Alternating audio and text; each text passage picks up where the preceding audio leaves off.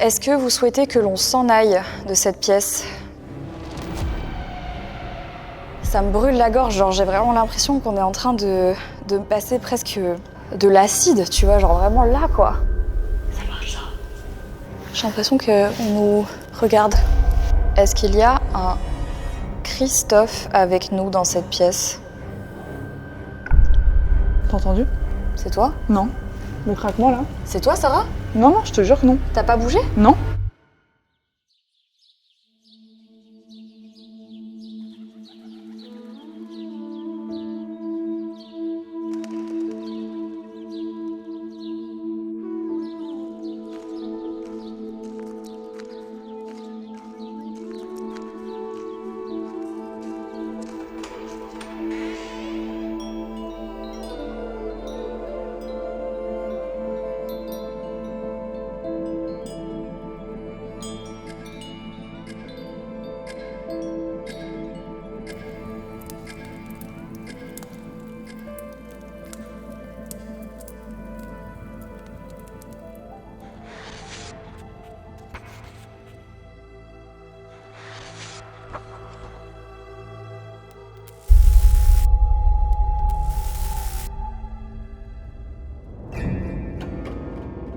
Bienvenue à Saint-Fargeau. Situé en Bourgogne, ce majestueux château avec ses murs épais et ses tours imposantes est le témoin silencieux de plusieurs siècles d'histoire. L'histoire du château remonte au 5e siècle lorsque Héribert, évêque d'Auxerre, y fit construire en 980 un pavillon de chasse fortifié en bois, érigé sur une motte féodale. C'est au XIIIe siècle que Jean de Toucy transforme ce site en véritable château fort. En 1450, le château et ses terres passent entre les mains du richissime Jacques Coeur. 3 ans plus tard, Antoine de Chabannes, fidèle lieutenant de Jeanne d'Arc, entreprend la reconstruction du château. En novembre 1652, Anne-Marie-Louise d'Orléans, cousine de Louis XIV, surnommée la Grande Mademoiselle, arrive au château, contrainte à l'exil pour avoir trahi son cousin le roi et n'étant plus la bienvenue à Paris. La Grande Mademoiselle fait aménager des appartements somptueux, 21 chambres d'amis, ainsi qu'un théâtre où elle fait venir des troupes d'Auxerre pour animer ses soirées. Elle organisait des réceptions aussi fastueuses que celles de Paris, étant plus riche que son cousin Louis XIV. L'écrivain français Jean d'Ormesson a également passé une partie de son enfance au château qui resta dans sa famille jusqu'en 1968. Selon lui, ce lieu a joué un rôle énorme dans sa carrière. D'ailleurs, son roman Au plaisir de Dieu parlait de sa jeunesse à Saint-Fargeau. Il fut même adapté à la télévision en 1976 et tourné au château de Saint-Fargeau. Mais ce n'est pas seulement pour son architecture grandiose ou son passé historique que nous sommes ici aujourd'hui. Nous avons rencontré Émilie, la propriétaire actuelle du château, pour qu'elle puisse nous partager ses ressentis personnels et l'histoire fascinante de cette bâtisse afin de mieux saisir les événements qui ont façonné son aura mystérieuse. Véronique, la guide du château, nous fera une visite captivante des lieux en nous révélant ainsi les récits intrigants de ce domaine. Voix d'enfants qui résonnent dans le silence, traces de mains inexplicables sur les murs, ou encore des ombres noires arpentant les couloirs obscurs, le château de Saint-Fargeau est bien décidé à libérer les ombres qui s'y cachent. Alors je m'appelle Émilie Guyot, je suis la fille du propriétaire. Mon père a acheté ce château en 1979. Je suis née en 1979, donc j'ai toujours vécu ici et connu ce château et c'est un vrai château de famille. Mon père est arrivé là parce qu'il est passionné de vieilles pierres, donc on n'a pas de patrimoine dans la famille, c'est quelque chose qui a été acheté et ça fait 45 ans qu'on développe des activités pour faire revivre ce château et surtout l'entretenir parce que c'est un des plus grands châteaux de France. Notre chambre est juste à l'étage et ici on arrive dans une pièce qui est plutôt sympa avec un immense billard au centre de cette pièce. On nous a dit que ce billard faisait environ 1 tonne, tellement lourd qu'il a dû être monté directement ici dans la pièce et il n'a jamais été démonté dès lors. Donc ici on a un tableau de Anne-Marie, la fameuse. Honnêtement, dans cette pièce, on se sent pas particulièrement mal, donc je sais pas trop si ça vaudra la peine qu'on vienne cette nuit.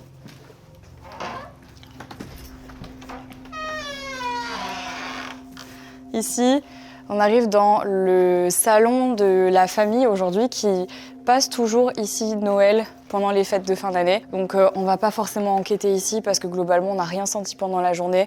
Mais ça reste une très très belle pièce familiale, plutôt un long couloir, donc on va tracer. Là, on arrive dans une des plus belles pièces du château, c'est la bibliothèque. Elle est vraiment incroyable, tant sur le design que sur le bois qui a été utilisé, que sur juste tout ce qu'elle renferme. Enfin, je vous laisse regarder cette bibliothèque, elle est vraiment dingue.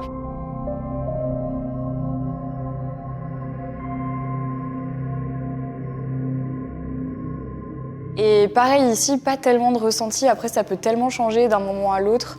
Donc j'avoue que je sais pas trop, mais je me sens plutôt bien. Par contre, il y a un endroit ici où on nous a dit qu'il y avait beaucoup de phénomènes qui s'étaient produits, des mauvais sentiments, l'impression en fait de ne pas être tout seul. C'est dans cette pièce-là, qui est la salle à manger. Et je vous avoue que c'est vrai que cette salle à manger, ça se voit qu'elle est un peu chargée, je trouve. Et notamment en fait autour de la table, il y a pas mal de gens qui ont dit que c'était un petit peu comme si les conversations ne se terminaient jamais. Et d'ailleurs, on a envoyé une vidéo de cette salle à Émilie, que vous connaissez maintenant, et qui nous a dit qu'effectivement, il y avait du monde dans cette salle. Donc je pense très sincèrement que ça vaut le coup qu'on vienne ici ce soir. Et non seulement la salle est magnifique, mais si en plus de ça, on peut avoir des résultats, ce serait ouf. Donc je me sens pas mal, de manière générale, je trouve dans ce château, on se sent pas mal, mais on sent que, bah ouais, il y a vraiment 1000 ans d'histoire, quoi.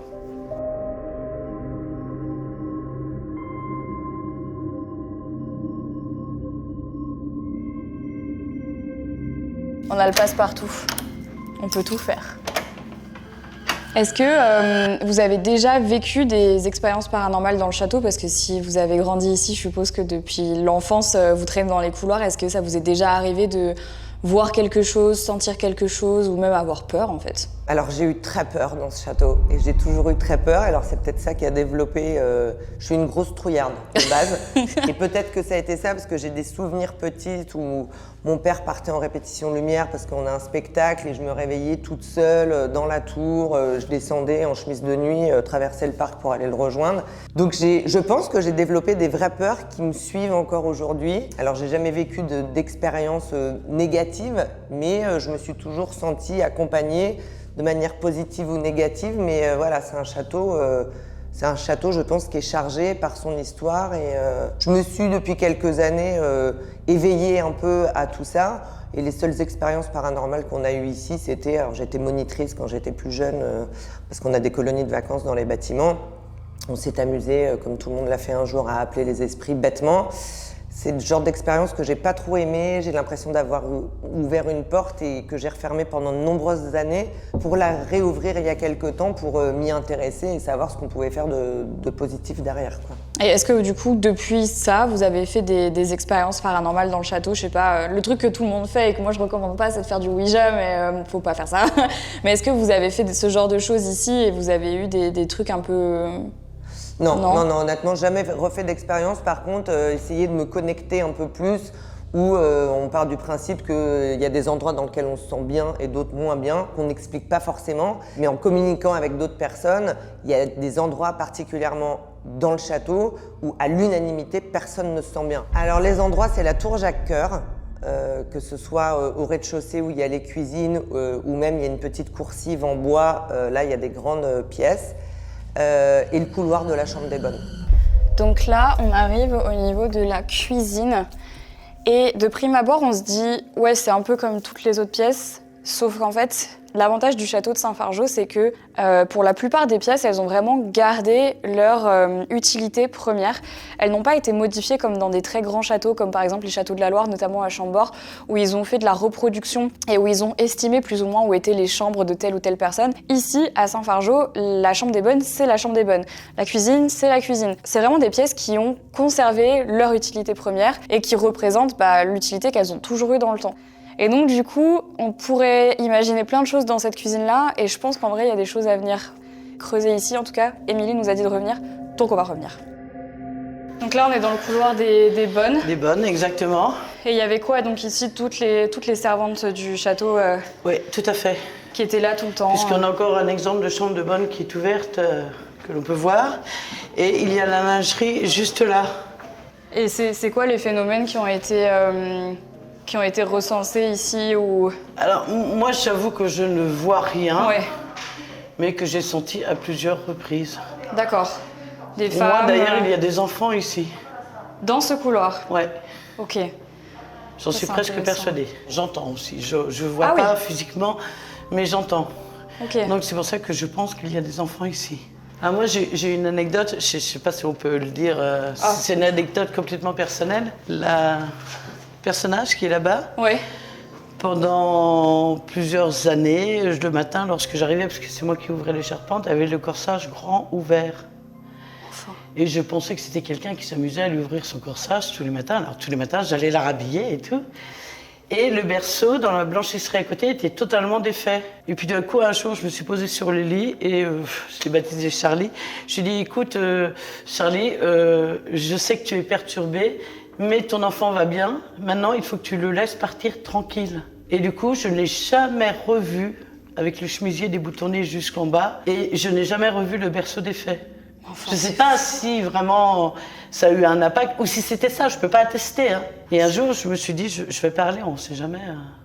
Ah bah des Ça fois... n'a jamais été reproduit. C'est dingue. Et je pense, enfin dans ma tête, à moi en tout cas, que comme le berceau était défait à côté et qu'elle était déboutonnée, je pense qu'elle cherchait son enfant pour le nourrir. Le seul phénomène physique que j'ai vu quand même, c'est un jour, une de mes filles, c'était fin novembre, on allait pour fermer le château pratiquement, enfin il y a pratiquement plus de visiteurs. Et j'ai une de mes filles qui fait le tour des charpentes et elle me dit « Maman, il y a une empreinte au bout du couloir, là-bas, sur le sol, mais comme une empreinte de sueur marquée au sol. » Et elle me dit « On voit bien tous les doigts, on voit même les phalanges. » Du coup, je monte, je viens voir. Effectivement, et au mois de novembre... Oui, il n'y a pas de raison... Et du coup, on est remonté avec mon autre fille, donc mes deux filles et moi. On a amené une bougie, on s'est donné la main et on a dit que si éventuellement il y avait quelqu'un qui pouvait se manifester, qu'on ne lui voulait aucun mal. Et là, on a quand même vu une ombre se former sur le mur. Ici, là, dans ce couloir. Voilà. Se détacher du mur, une énorme boule noire est arrivée sur nous. Bon, ben là, on est parti en courant quand même ce jour-là. C'est la seule manifestation vraiment que j'ai vue physique. Ouais. Et dans la boutique en bas, quand je travaillais avec ma fille, on avait trouvé une petite balle rebondissante qu'on avait posée derrière nous sur une table, en pensant qu'un enfant viendrait nous la demander et tout. Et quand on a rouvert à 2h, on entendait la balle se promener dans la boutique toute seule, entre les bouteilles de vin. Et on lui a dit, ça suffit, maintenant on arrête de jouer. Et hop, la balle s'est posée au sol, ça a été terminé. On a eu des retours d'expériences paranormales, pas d'expériences qui ont été faites, mais de gens qui ont vu des choses, qui ont ressenti des choses. Il y a une visite qui a eu lieu il y a une quinzaine d'années dans les charpentes, parce qu'à l'époque on faisait visiter les charpentes en visite guidée. Et le guide est redescendu avec 20 personnes, donc un petit groupe, terrorisé. Ils ont vu une espèce de forme, alors évidemment c'est pas un fantôme, on n'est pas dans les dessins animés, mais quelque chose, un personnage historique très clairement, derrière la tour Jacques-Cœur. Je sais pas si vous l'avez vu, la tour Jacques-Cœur. C'est la tour qui a été faite en bois de dépose, qui est ardoisée intérieurement. Si, oui. Voilà. Ouais. Qui se cachait, qui les regardait, qui les a suivis. Ils sont tous redescendus, des grands cartésiens qui étaient comme des enfants apeurés qui auraient vu une grand-mère revenue de loin, quoi. Donc là, on est dans la charpente du château et ici, il faut savoir que c'est vraiment exceptionnel d'avoir une charpente comme ça parce que c'est une des rares à être constituée ainsi et surtout à être en si bon état. Elle a été un petit peu rénovée avec le temps évidemment, mais les fondations sont toujours ici et ici, les charpentes, elles font tout le tour du château et elles sont quasiment restées intactes malgré les 2 ou 3 incendies qu'il y a pu avoir au château. Donc, on nous a dit qu'il y aurait eu des phénomènes paranormaux dans les charpentes. On va faire un petit tour, je vais vous montrer à quoi ça ressemble parce que c'est vraiment immense. Avant de parler de paranormal, ici, je pense qu'on peut juste s'arrêter sur l'architecture et sur toutes les spécificités des charpentes de ce château qui sont vraiment exceptionnelles. Si vous avez l'occasion de venir ici, c'est absolument magnifique et c'est hyper spécifique. Enfin, moi, j'avais jamais vu ça de toute ma vie. Je vous montre un truc que personne n'a envie de voir. C'est un grenier à jouets, oui. Comme je le disais, le château, il a 1000 ans d'histoire. Et qui dit 1000 ans d'histoire dit aussi 1000 ans de vie de jeunes enfants. Et donc 1000 ans de jouets. Et regardez-moi tout ça, c'est impressionnant. Tous les jouets qui sont passés par ici sont restés dans ce château. Et il y en a vraiment pour tous les goûts, de toutes les époques. C'est hyper impressionnant.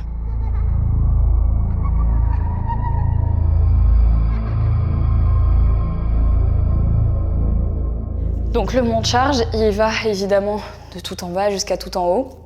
Et pourquoi est-ce qu'il va jusqu'ici ? Parce qu'à cet étage, il y avait les bonnes. Les bonnes qui ont leur couloir juste derrière et qui s'occupaient, à la fois dans les charpentes, mais aussi dans leur couloir à elles, de laver le linge, le faire sécher, le repasser et le faire redescendre. Michel Lepelletier d'Effort, qui était avocat au Parlement, a été le premier à voter la mort du roi. Ça lui a valu la mort. Il a été assassiné par Paris, un des gardes du roi, dans l'auberge nommée Février à Paris. Il sera peint sur son lit de mort par le célèbre peintre de l'époque qui a peint également Marat sur son lit de mort. C'est le premier martyr de la liberté. Ce tableau a été racheté à prix d'or par sa fille, qui, elle, était une fervente royaliste. Et alors, pour elle, il avait jeté l'opprobre sur sa famille en votant la mort du roi. Elle rachète ce tableau à prix d'or et la famille de Louis-David veut bien lui vendre ce tableau à une seule condition, c'est qu'une fois par an, il présente le tableau pour s'assurer qu'elle ne s'empresse pas de le brûler ou de le faire disparaître. Et au fil des années, la tradition s'est perdue et le tableau s'est totalement envolé, volatilisé, on ne sait pas où il est. Donc des recherches avec des historiens ont été faites pour dire que le tableau était resté ici, que la toile avait été roulée dans du plomb et emmurée ou enterrée dans le château, autour du château. Et donc ça fait 45 ans qu'on est à la recherche, pas frénétique, de ce tableau, mais c'est vraiment le mystère de Saint-Fargeau. Alors on a fait plein de fouilles diverses et variées dans des endroits du château qui n'ont à ce jour jamais rien donné. Et si vous le trouvez ? Et si on le trouve, on restitue bien évidemment le tableau à l'État, c'est notifié dans l'acte d'achat du château. Mais ça serait une énorme satisfaction parce qu'on a tous rêvé un jour de faire une chasse au trésor et puis d'arriver au bout. Et donc là, c'est quoi cette pièce ? Donc ça, c'est la salle des gardes. C'est celle qui servait à l'entraînement du maniement des armes, à festoyer après la chasse notamment et tout. D'accord, ok. Et c'est quelle époque à peu près ? Alors, elle a été reconstituée, elle datait du 17e à la base, et elle a été reconstituée après, parce que tout avait été détruit dans des incendies. Il y a eu 2 terribles incendies ici, complètement accidentels, mais qui avaient détruit les intérieurs du château dans l'intégralité.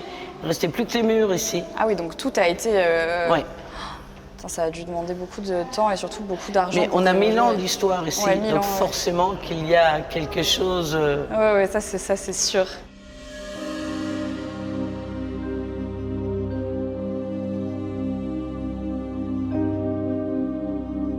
Juste ici, on a une chapelle qui est sacralisée dans laquelle en fait est enterré l'ancien propriétaire du château. Donc même si la chapelle est très belle, on va laisser reposer en paix les Lepelletier qui sont ici et on va pas les déranger. Et là vraiment, je vous laisse apprécier le château en lui-même, c'est tellement beau. C'est pour ça que j'aime trop les enquêtes paranormales parce que non seulement on va à la rencontre de l'étrange, mais aussi on vous fait visiter des superbes lieux ici qui existent en France que probablement vous ne connaissiez pas et il y a des pépites vraiment et ça en fait partie. Chaque fois que je viens dans des châteaux comme ça, j'ai l'impression que je suis un peu Stéphane Bern et comme c'est mon idole, voilà.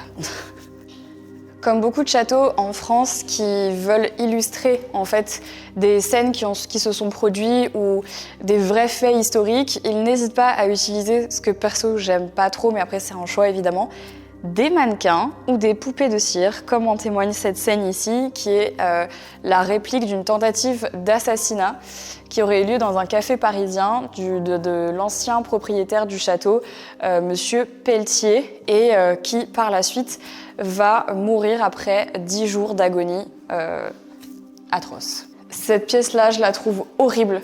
Il y a 3-4 miroirs qui se font face, donc ici et là. Donc ici, c'est sûr qu'on va venir et qu'il va se passer des dingueries.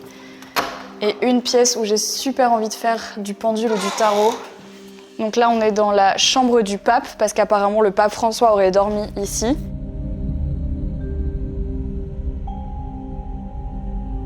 Mais c'est surtout... Elle est horrible cette pièce.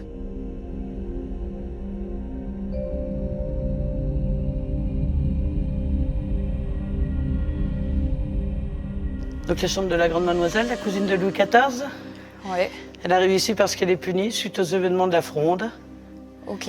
Et elle choisit elle-même délibérément Saint-Fargeau. C'est une de ses nombreuses propriétés. Mais Saint-Fargeau, parce que pour elle, c'est la plus près de Paris.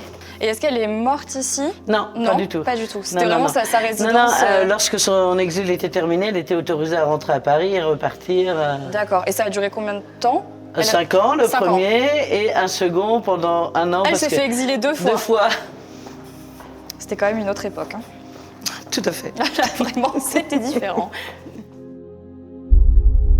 Émilie, la médium que vous avez vue dans la précédente enquête, m'a envoyé plusieurs notes vocales détaillant ses ressentis sur le château. Pourquoi tu dis qu'il va y avoir des choses là où il y a le bois? Parce que moi, je vois rien au niveau du bois. Je vois rien du tout au niveau du bois. Il y a toutes les époques qui se mélangent, encore une fois. Donc il y a des bonnes, il y a des cuisinières. Et tu sais, à la cuisine, tu disais, ouais, je sens pas qu'il y aura quelque chose à la cuisine. Mais si, à la cuisine, elles sont bien présentes, les nanas, hein, je peux te dire. C'est vraiment pas du tout mauvaise vibe. Mais alors pas du tout, c'est au contraire, c'est serein, c'est clair. Il y a des âmes qui sont restées coincées suite à cet incendie, parce que j'entends au feu, au feu, au feu. Ça, c'est une certitude. Il y a des âmes qui vont même pas vous calculer, tu vois, parce qu'on sera vraiment on est comme dans un cycle. Ils sont restés coincés sur cet événement tragique, en fait. Et de ce fait, ils vont même pas sentir vos énergies. Ils sont restés coincés sur l'incendie. Ils m'ont envoyé des visions avec la chair qui brûle, étouffée. Ouais, mais méfie-toi de la cuisine quand même. Hein. Méfie-toi de la cuisine et vas-y ce soir. Alors moi, j'ai 3 pièces qui ont retenu mon attention. C'est la salle à manger, là, le grand espace là avec la table au milieu et les chaises.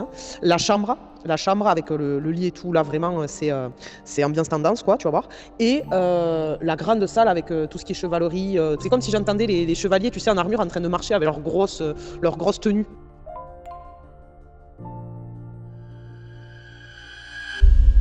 Lumière du château éteinte, caméra allumée, nous pénétrons dans l'obscurité de ce lieu. Bienvenue dans cette nouvelle enquête paranormale au château de Saint-Fargeau.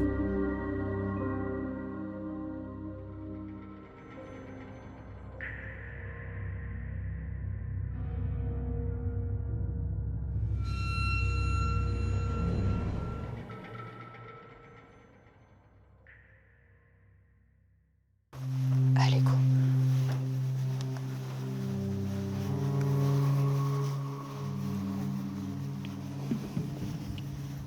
Je vais sortir mon cadeau.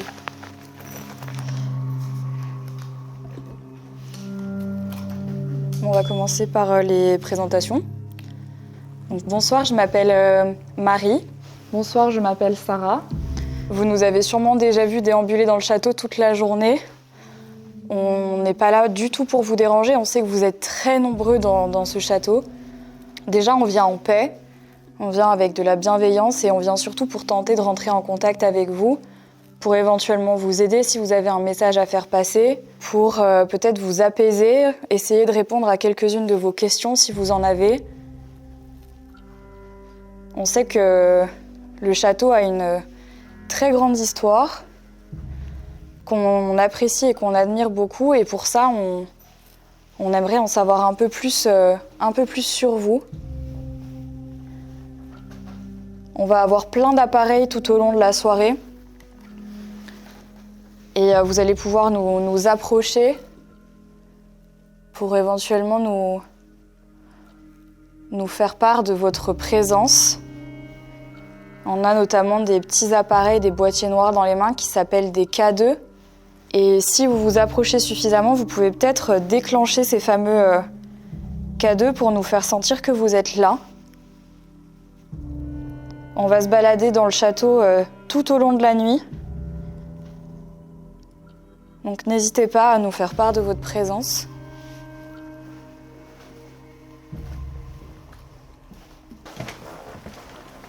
C'est tellement chargé. Ouais, c'est une autre ambiance là. C'est vraiment pas pareil. C'est très très spécial. Ça n'a rien à voir avec Rien à voir avec la ça a visite rien de à jour. voir avec la visite de cet après-midi.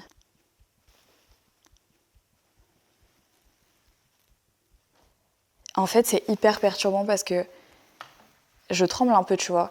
Il y a un gros silence et en même temps, je sens qu'on est un peu observé, tu vois. Waouh, regarde au plafond et tout, c'est impressionnant. Ouais, c'est beau. Bonsoir.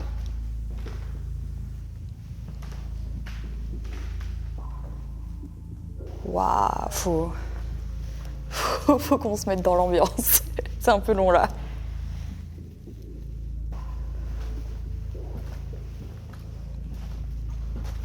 Tu Tu veux qu'on... Passe-moi le pod. Le pod. Ouais, désolée, j'ai l'impression qu'on est un peu...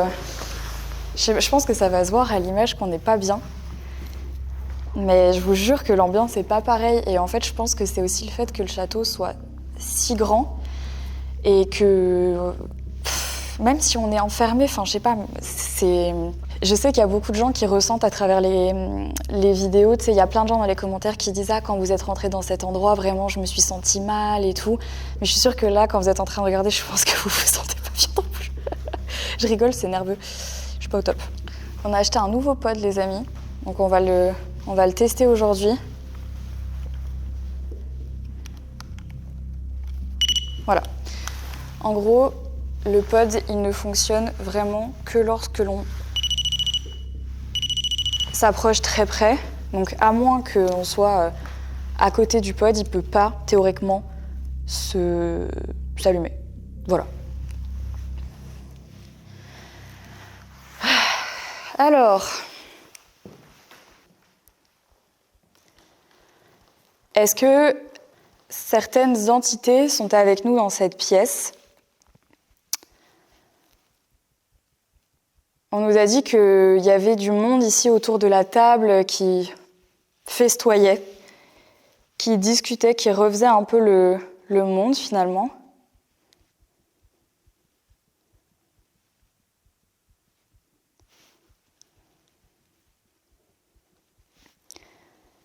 Est-ce que si vous êtes encore là, vous pourriez vous manifester en venant toucher un de nos appareils présents sur la table ou en vous approchant d'un de nos appareils?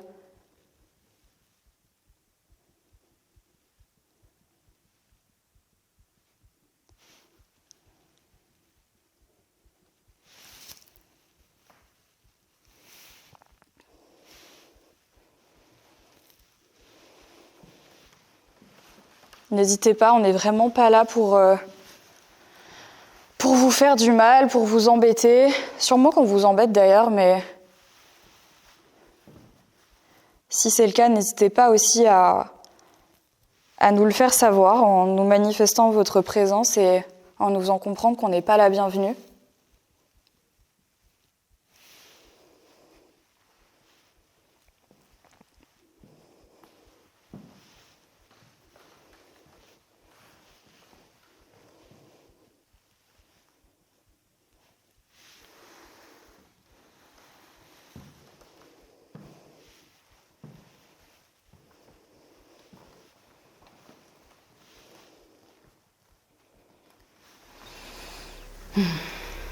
Tu sens un truc là pour l'instant? Non, mais c'est juste que contrairement aux autres enquêtes, j'avoue que j'ai du mal à me mettre dedans.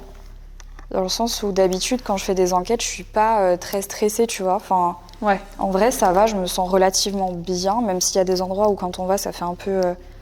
c'est pas très agréable. Mais là, je sais pas, depuis qu'on a commencé, j'ai un sentiment, j'ai un mélange d'excitation, tu vois. Un peu comme un enfant qui se lève avant d'aller à Disneyland. Et en même temps, je tremble beaucoup, je trouve, pour quelqu'un qui n'a pas peur d'habitude. Et tu sais, j'arrive pas à reprendre mon souffle, je suis pas très calme. Ouais, je me reconnais pas trop là, parce que d'habitude, je suis pas... Et d'ailleurs, d'habitude, je parle pas autant. Je suis pas comme ça, tu vois. C'est très bizarre. Dans cette pièce en particulier ou t'étais comme ça Non. un peu avant? Déjà, dans le couloir, j'étais pas au top. Ok. Faut vraiment que je souffle, là.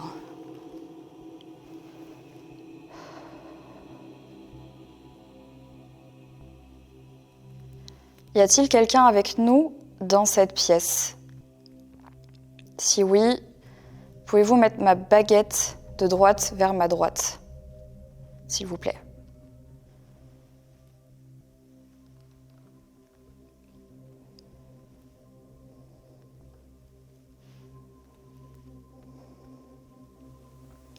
C'est timide, hein? Ouais. Ça fait des petits à-coups. Voilà, ça y va là.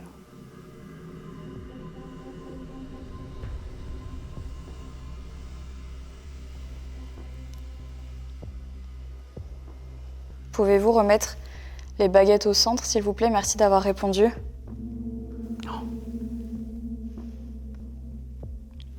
Avez-vous déjà vécu dans ce château?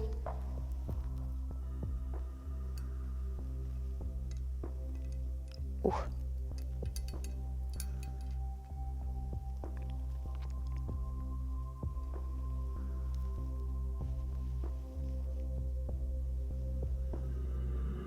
Alors c'est un petit peu... Oui, mais du coup je pense qu'il y a plusieurs personnes, donc du coup j'interpréterais ça comme... Oui, mais pas tout le monde. Oh.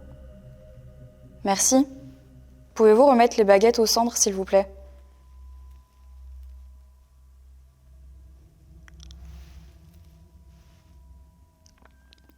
Tu sais, t'as vu que j'avais jamais eu ça en enquête, j'arrive jamais à les remettre au centre. Hein. Là, c'est pas toi qui as fait, là. Non. Est-ce que notre présence dans ce château vous dérange? Si oui, baguette de droite vers la droite. Sinon, baguette vers la gauche. Ma gauche.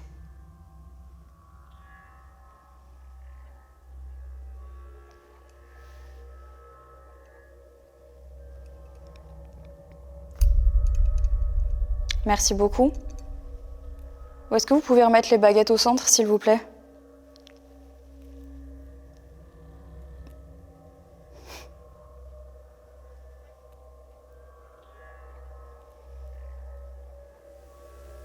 Elles se croisent. Ouais. Attends. Est-ce que vous avez la force de toucher un des appareils présents sur la table à côté de moi?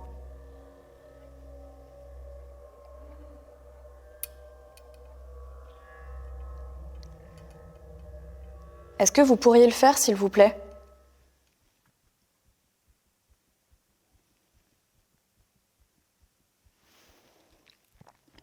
Pouvez-vous remettre les baguettes au centre, s'il vous plaît?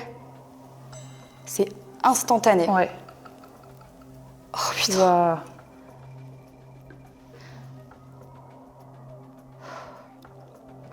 Y a-t-il une raison pour laquelle vous ne touchez pas les appareils sur cette table? Direct, oui. Merci. Pouvez-vous replacer les baguettes au centre, s'il vous plaît? Est-ce que vous avez peur de ces appareils?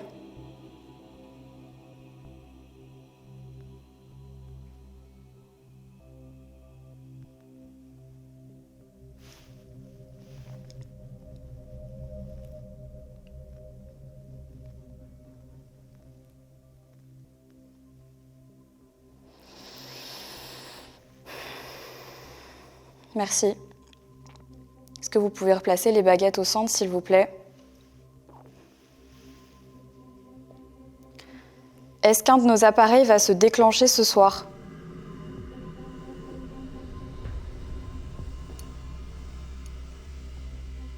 Merci.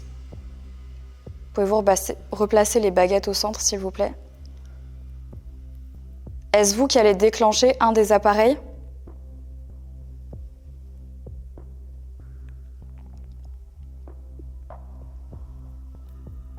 Ça se bagarre. Ouais. Tu vois? Ouais. C'est pas, elle s'écarte. Merci. Pouvez-vous replacer les baguettes au centre, s'il vous plaît?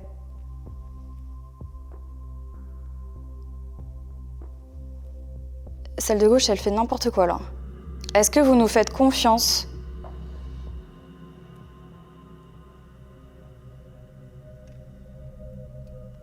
Merci beaucoup. Pouvez-vous repasser les baguettes au centre, s'il vous plaît?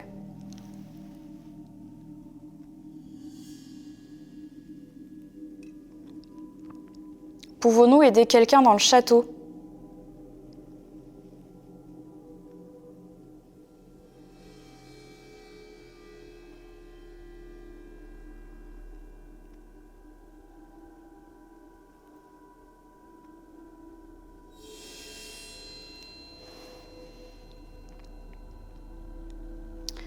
Est-ce que quelqu'un souhaite se faire aider?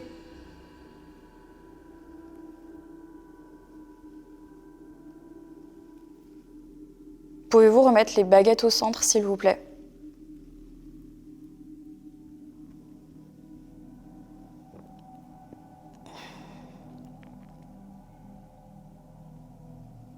Avez-vous un message à faire passer ?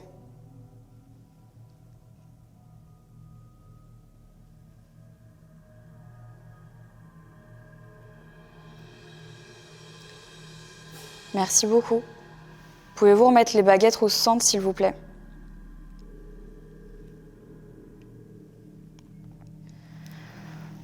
C'est moi qui les remets là. Ok.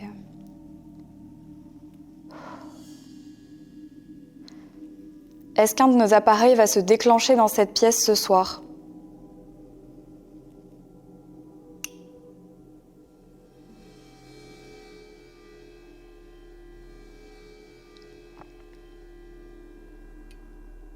Merci. Pouvez-vous replacer les baguettes au centre, s'il vous plaît ? C'est impressionnant. Ça va très vite. Hein. Devons-nous rester dans cette pièce maintenant ?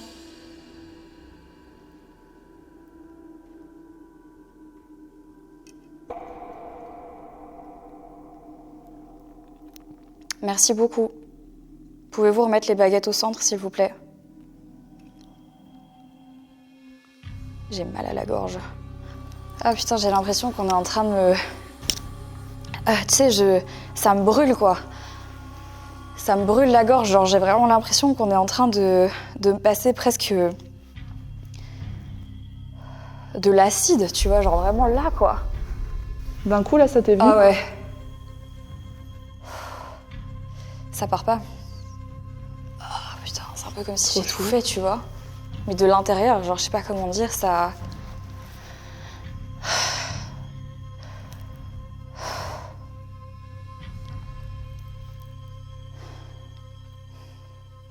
Ah, ça y est, ça passe là. C'est horrible comme sensation. C'est genre vraiment une sensation où, tu sais, on t'étrangle un peu. Ouais. Et en même temps, c'est vraiment hyper bizarre, comme s'il y avait une strangulation un peu. C'était étrange. Merci beaucoup d'avoir communiqué avec nous. On va changer de pièce maintenant.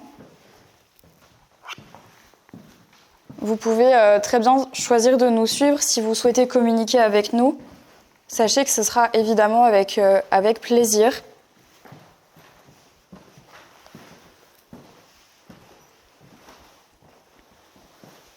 Allez, ça y est, dans la salle des armes.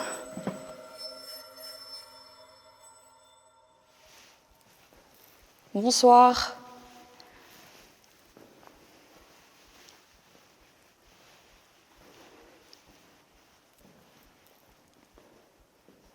Il y a des chauves-souris. Ouais, c'est des petites là. Je propose qu'on s'assoie.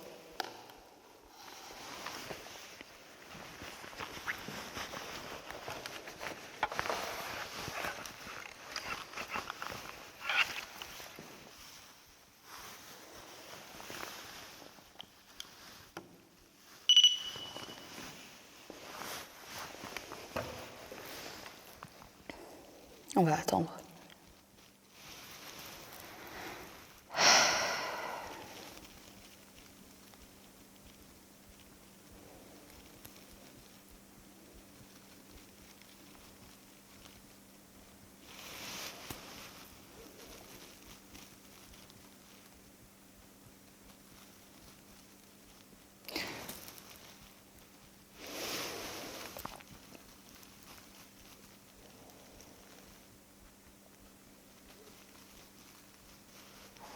Je sais pas ce que t'en penses, mais on se sent pas trop mal dans cette pièce. Non, ça va là pour l'instant.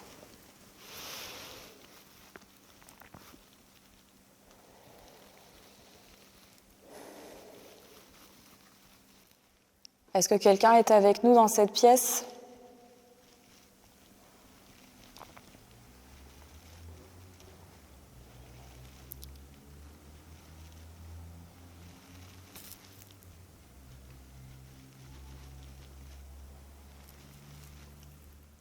Vous pouvez venir toucher les appareils qui sont posés sur la table pour nous signifier de votre présence.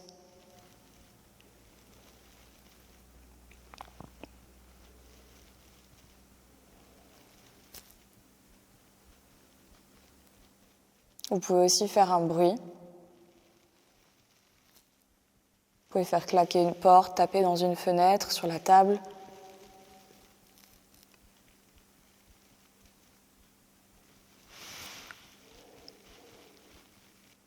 En fait, c'est un truc qu'on fait jamais, je trouve, en enquête. Tu vois, de s'asseoir et juste de rester, en fait. Ouais, d'écouter les bruits du château. Ouais. Alors qu'en fait, je suis sûre que c'est bénéfique aussi, quoi. De ce que disait Émilie par rapport au château, de tous les ressentis qu'elle a eus, c'est que ici, il allait se passer des choses, selon elle, mais que ça allait prendre du temps. Comme s'il y avait en fait un vrai démarrage, parce qu'il ne faut pas oublier que c'est quand même un château qui a 1000 ans d'histoire, on l'a dit plusieurs fois dans la vidéo, mais c'est vrai en fait. Et en 1000 ans, il faut s'imaginer le nombre de personnes qui sont venues dans ce château, le nombre de choses qui se sont passées, le nombre de gens qui sont peut-être nés et décédés dans l'enceinte du château. Et tout ça, en fait, ça fait du monde. Et je pense qu'il y a aussi beaucoup de gens qui sont restés coincés ici, surtout qu'il y a eu 2 ou 3 incendies. Et je pense que les incendies ont fait périr beaucoup de gens ici. Même si tout a été rénové et reconstruit, je pense qu'à mon avis, je vais faire un peu de pendule. Ouais.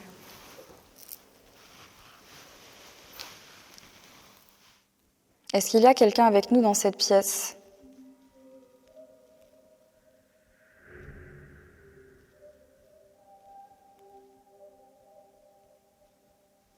Est-ce que vous êtes plusieurs ?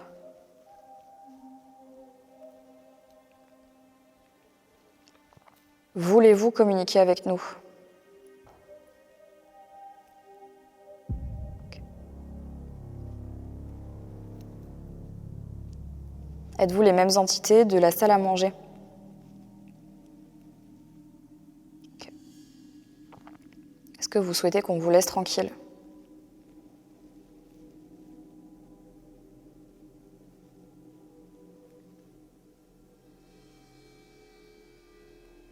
Pouvez-vous toucher un de nos appareils ?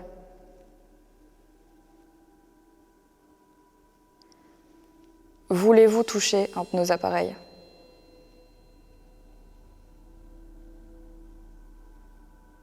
Le ferez-vous pendant la nuit ?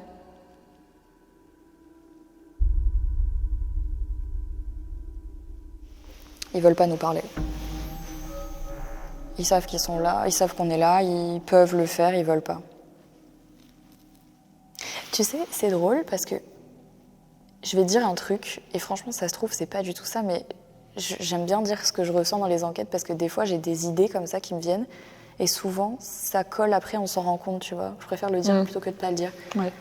Mais j'ai l'impression que dans cette pièce, il y a une énergie masculine de ouf. Et en fait, comme je disais, ces pièces, elles ont vraiment les mêmes fonctions depuis toujours. Donc là, c'est vraiment une salle de guerre où ils festoyaient quand ils avaient tué du gibier, quand ils rentraient de guerre, ils festoyaient. Il y avait vraiment ce truc très masculin à l'époque. Et j'ai l'impression qu'il y a ce truc un peu en mode « ouais, on va pas parler aux femmes, tu vois ». Ok. Je sais pas si tu vois ce que je veux dire, mais genre... Ouais. Ouais, on sait que vous êtes là, on peut le faire, mais en fait, vraiment, ça ne nous intéresse pas. Vraiment, tu vois. Comme si on n'était pas assez méritante, en fait, pour daigner de recevoir un message ou ne serait-ce qu'une preuve qu'ils sont là, quoi. Et je le ressens très fort dans cette pièce. Ce qui n'était pas le cas dans la salle à manger, où je pense qu'il y avait vraiment un côté plus... On discute autour d'une table, quoi. On est plus... C'est très bizarre. Je pense pas qu'on aura des trucs ici. Je pense qu'il y a du monde, mais je pense qu'on n'aura rien.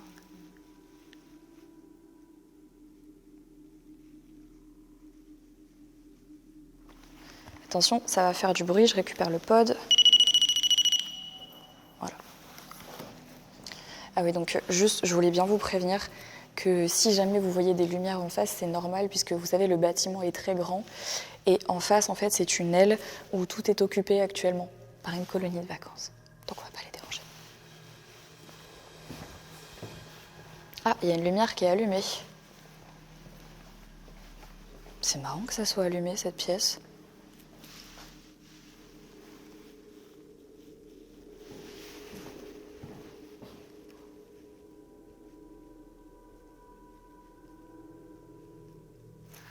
J'ai l'impression qu'on nous regarde. C'est très bizarre. Ok.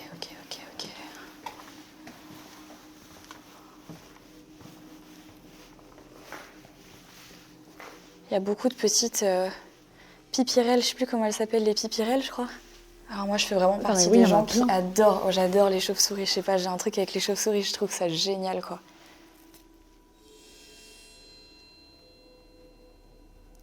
Je sais que c'est allumé et tout, et que du coup, c'est peut-être pour ça qu'on se sent plus accueilli, mais je trouve qu'on est bien là. Tu te sens comment? Normal. Normal?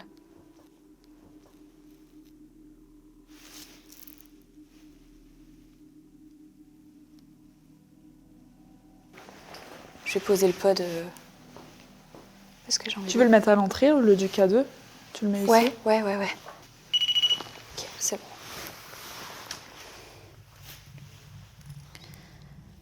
Bonsoir, y a-t-il quelqu'un avec nous dans cette cuisine? Si oui, pouvez-vous mettre les baguettes de droite vers ma droite, s'il vous plaît? Sinon, les baguettes de gauche vers ma gauche. Merci, pouvez-vous remettre les baguettes au centre, s'il vous plaît? Je sais pas ce que j'ai avec les baguettes aujourd'hui, mais... Merci. Y a-t-il des hommes avec nous dans cette pièce?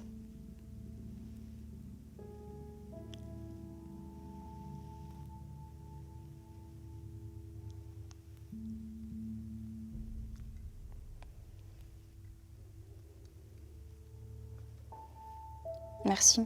Pouvez-vous remettre les baguettes au centre, s'il vous plaît?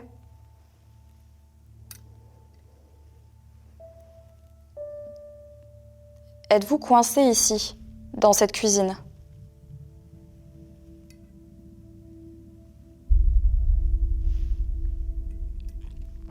Merci. Pouvez-vous repasser les baguettes au centre, s'il vous plaît?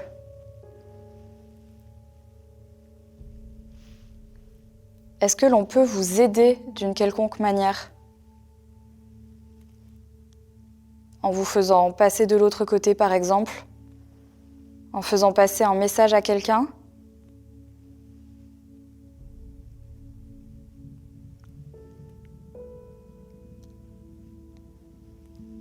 Comme tout à l'heure, quand je pose la question, ça répond pas. J'ai un peu envie de poser une question qui se pose pas, mais en fait, il y a un truc qui me vient, c'est que j'ai l'impression, après c'est une impression, mais j'ai l'impression qu'ils savent pas trop qu'ils sont morts. Mais le problème, c'est que ça se pose pas comme question.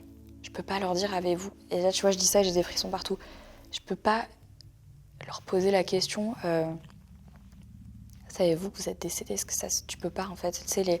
S'ils n'ont pas de notion de décès ou quoi, oui, ils vont pas pouvoir répondre. Mais en fait, le problème, c'est que les notions de mort et de vie, elles n'existent plus, en fait, quand ils sont morts, tu vois. Ils ont pas... Êtes-vous conscient de votre état?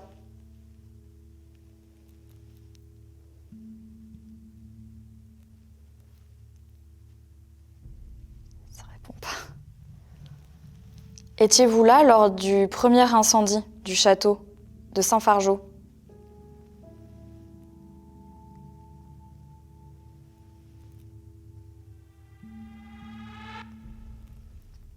Merci. Et pouvez-vous remettre les baguettes au centre, s'il vous plaît? Je te jure, Sarah, je bouge pas. Non, mais là, ça se voit. C'est rapide. Étiez-vous là lors du deuxième incendie du château?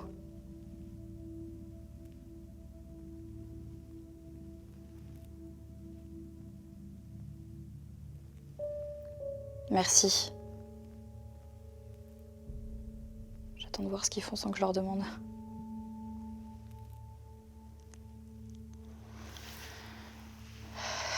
Avez-vous la force de faire fonctionner un de nos appareils?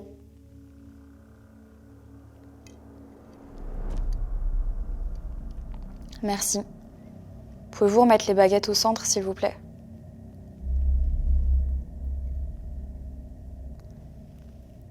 Avez-vous envie de faire fonctionner un de nos appareils ?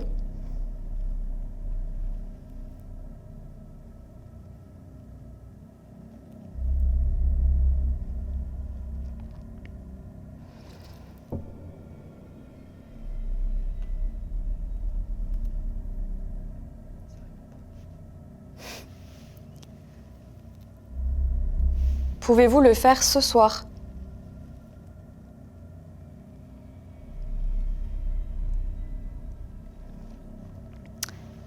Allez-vous faire fonctionner un de nos appareils dans cette pièce ?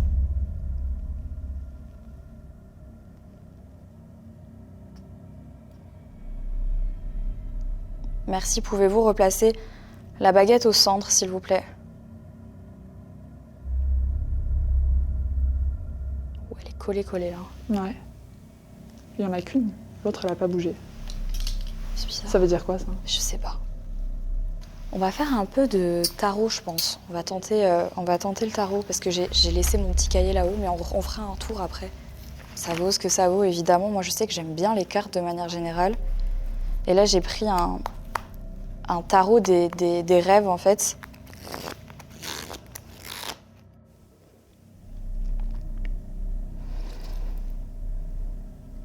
Là, je vais en tirer une dernière. Ok.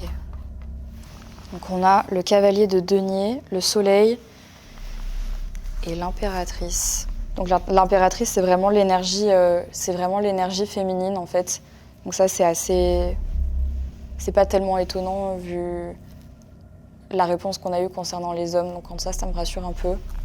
Donc le soleil, c'est l'énergie positive, c'est partager sa lumière, son optimisme, sa joie de vivre. Donc ça reste de la lumière, donc c'est plutôt positif. Et le cavalier de denier, c'est quelqu'un de fiable, de terre à terre, qui avance lentement mais sûrement, qui se pose pas de questions, qui aime le travail bien fait, qui est consciencieux. Donc je sais pas si je dois me fier à ce que je lis, parce que je trouve ça très... Ça veut tout et rien dire. Ouais, je trouve ça très, très bateau.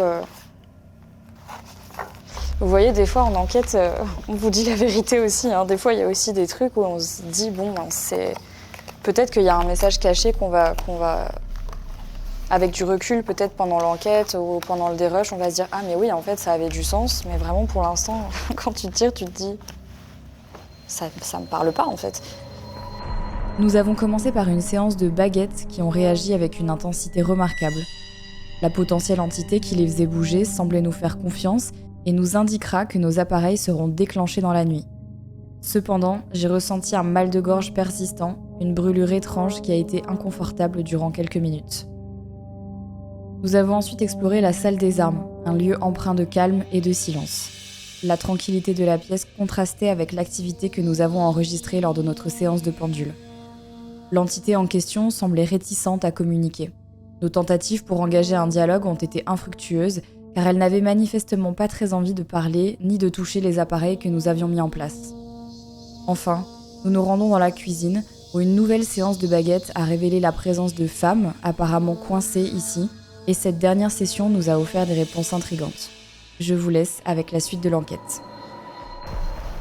Allez, c'est parti. Ok.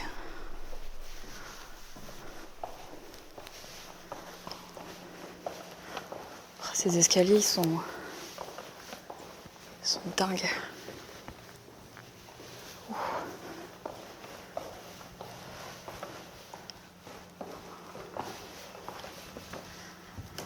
Alors, voyons voir.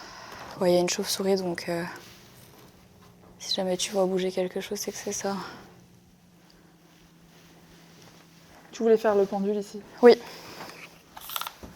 Attention.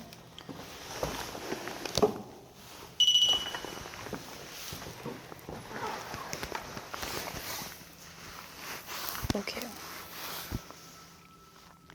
Y a-t-il quelqu'un avec nous dans cette pièce? Pouvez-vous nous donner un prénom?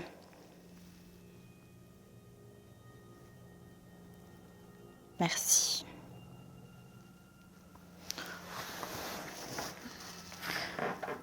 Pouvez-vous nous donner votre prénom, s'il vous plaît?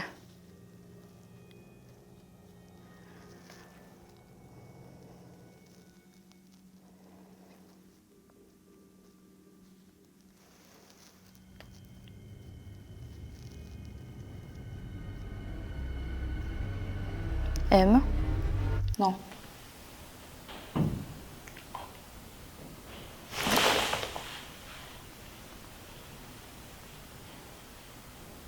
Ça marche ça.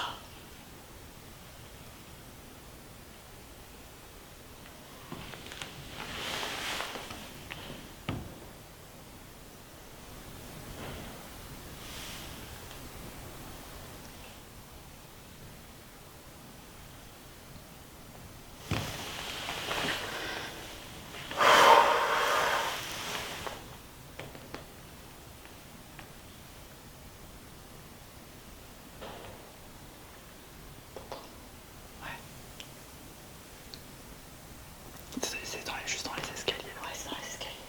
Mais ils sont en marbre. Pourquoi ça fait ce bruit? Ouais, on dirait du bois qui craque. Du bois qui craque.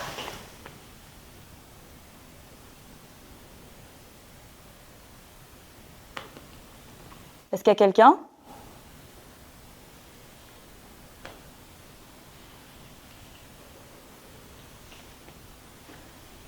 Si quelqu'un marche vers nous, est-ce qu'il peut déclencher l'appareil qui se trouve à l'entrée de la chambre, s'il vous plaît?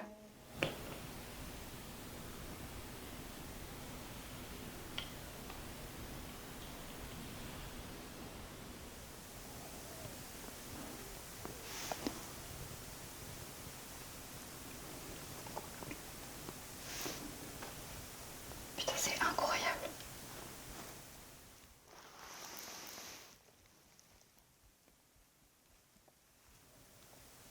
C'est dans le hall.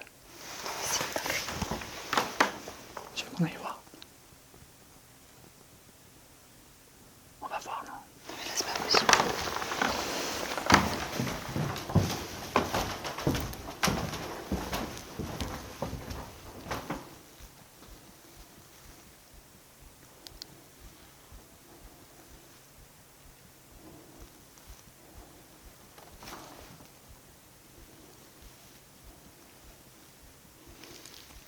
Il y a quelqu'un?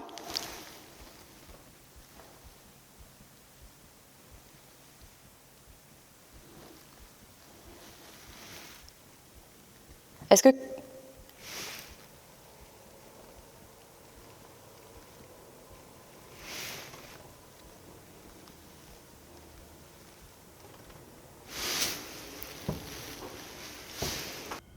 On va se rasseoir.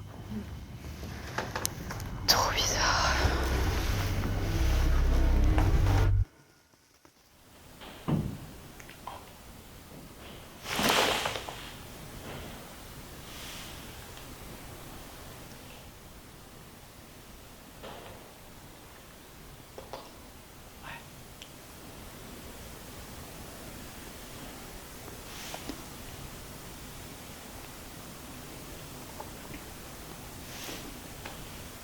Putain, c'est incroyable.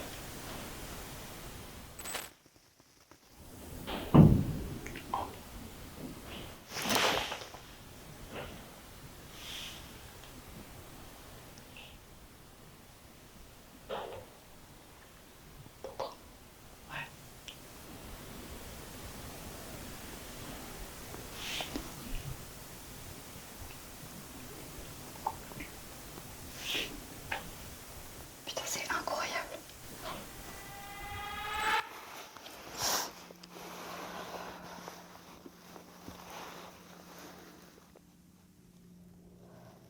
Y a-t-il toujours quelqu'un avec nous dans cette pièce?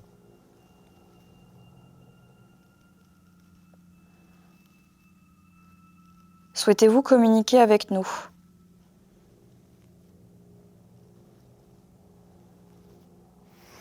Pourriez-vous, s'il vous plaît, nous donner votre prénom?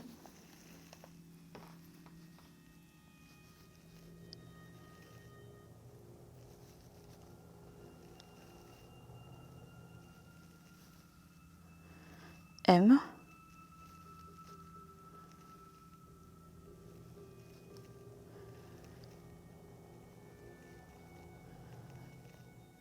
Ah.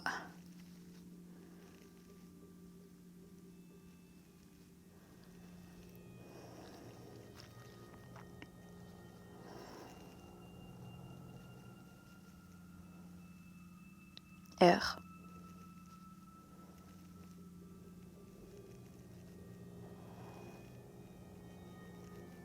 I. Attends. Oui, I.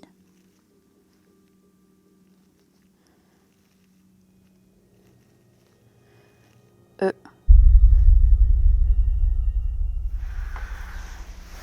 Après, des Marie, il y en a à toutes les époques.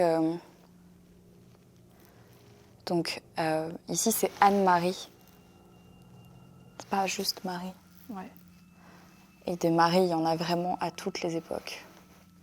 Et donc, il y a une Marie qui est là quand même. Est-ce que Marie est bien votre prénom? Souhaitez-vous que l'on vous aide? Non. Avez-vous vécu dans ce château?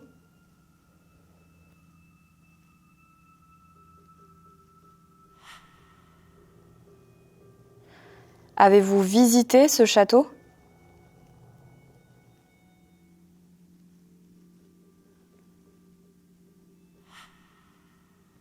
En fait, avez-vous vécu? Ça m'a dit, je ne peux pas répondre, peut-être. Visiter ce château, peut-être. Étiez-vous là lors de l'un des incendies?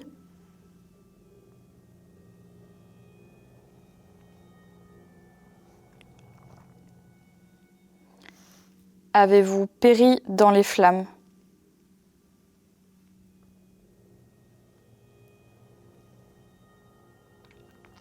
Est-ce que quelqu'un, un membre de votre famille, a péri dans les flammes?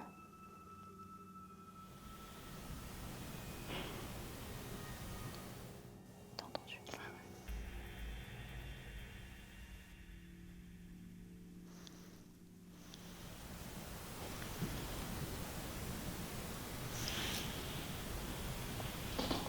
Ça marche ça.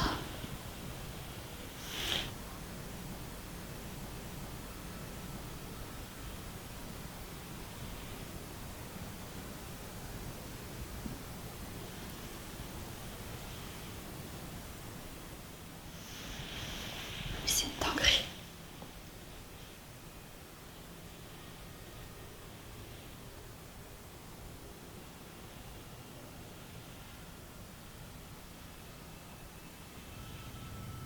T'entends un truc là? Non.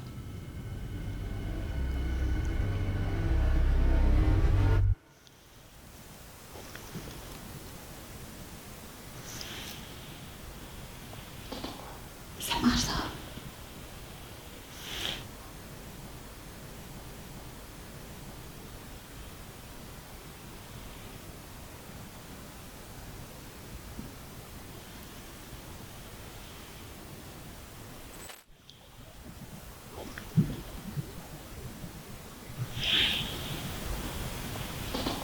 Ça marche ça.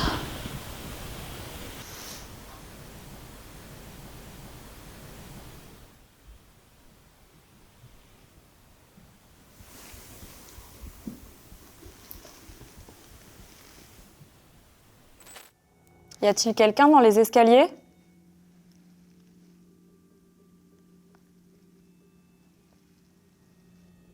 Donc là, on a une Marie qui dit que un des membres de sa famille, aurait péri dans les flammes d'un incendie du château. Marie, êtes-vous toujours avec nous?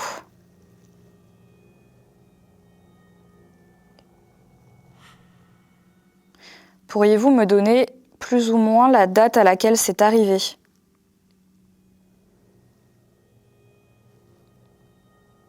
Pouvez-vous me donner plus ou moins une date, s'il vous plaît?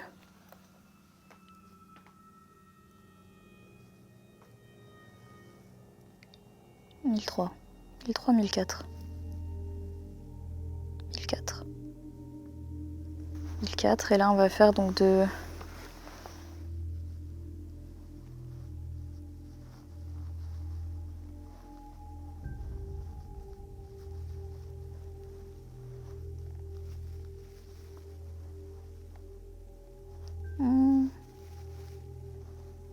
1485, 90. Non. Non, là. Tu vois comme ça va d'un droite à gauche, ou Ouais. pas, t'arrives à te rendre compte. 85. Non, et là tu vois ça penche à gauche encore.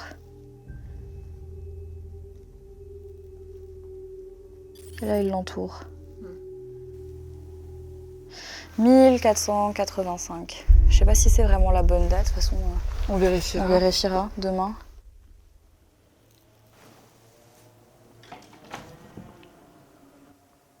T'as entendu? C'est toi? Non. Le craquement là? C'est toi Sarah? Non, non, je te jure que non. T'as pas bougé? Non. C'est derrière Attends, toi meuf. c'est derrière moi, bouge pas. Moi je pensais que c'était Non, toi qui avais non, bougé. Non, non, non, non, c'est pour ça ça m'a surpris parce que j'ai cru que quelqu'un s'était adossé derrière.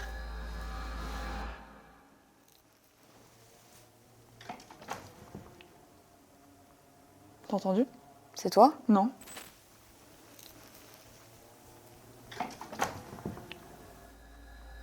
T'as entendu? C'est toi? Non.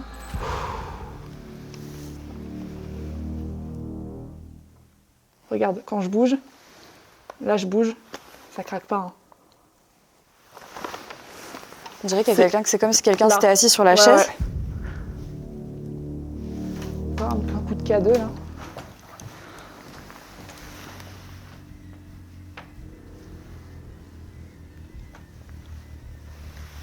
Attends mais Sarah, mais tu sais que j'ai vraiment cru que c'était toi qui avais Oui, je bougé sais. et que comme tu m'avais rien dit, je me suis dit c'est elle, sinon elle aurait eu peur, tu Moi vois. j'ai rien dit parce que je pensais que c'était toi qui avais bougé, Mais non. qui avait fait craquer le bois. Et en fait j'ai vu que tu bougeais pas non plus. Et j'ai entendu que c'était derrière moi. Et donc effectivement c'était on aurait, dit, super fort comme on aurait dit soit le meuble qui craque, soit la chaise là.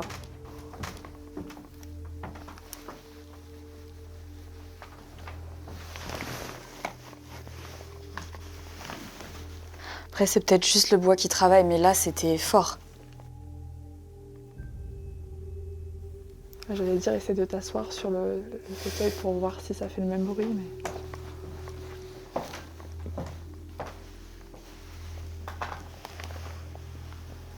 Non, ça fait pas de bruit.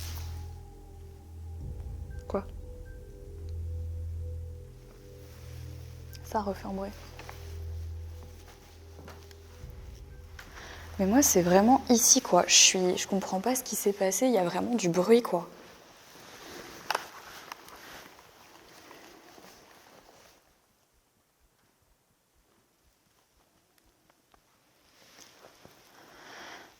Est-ce qu'il y a quelqu'un dans ce couloir? On vous a entendu marcher tout à l'heure. Est-ce que vous pourriez le refaire, s'il vous plaît?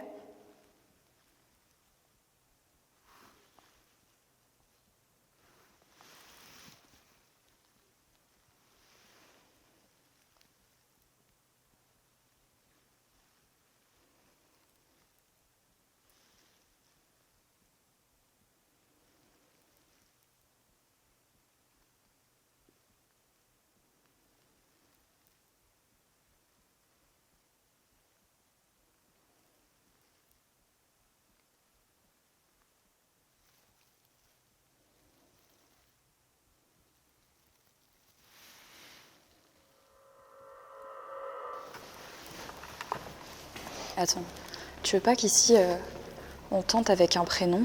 Ouais, vas-y. Hein.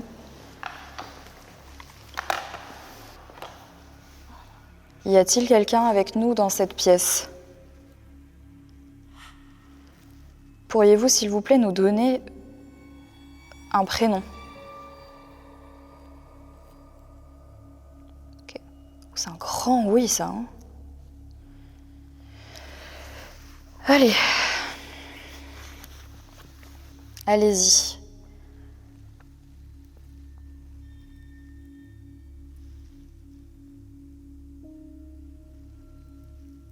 M.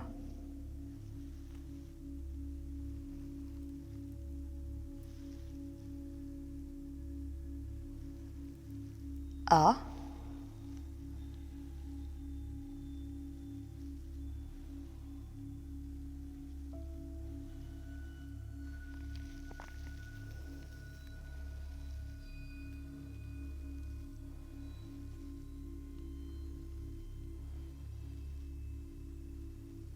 sur quoi là? F ou E? Je vois pas. E, M-A-E.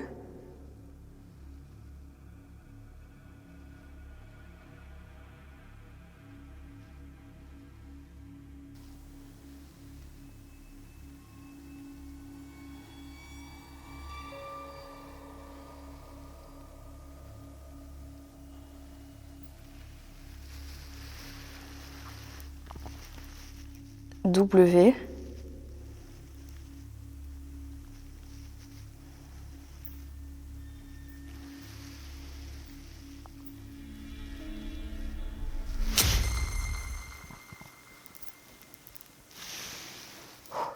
W.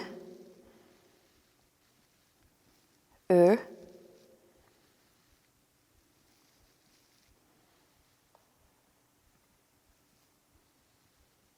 N. Maïwen.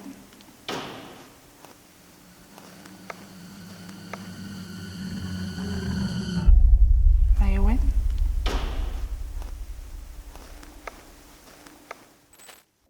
Maïwen. Maïwen. Bah, je crois. Maïwen. C'est quoi ce prénom? C'est pas breton? Maïwen, c'est breton. Maïwen, c'est breton, non? Ouais. Maïwen. Au début, j'ai cru que ça allait me remettre Marie. Ouais, moi aussi. C'était toi? Non, non.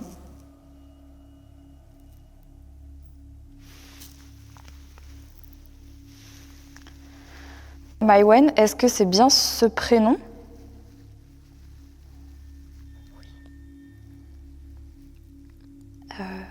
Avez-vous vécu dans ce château?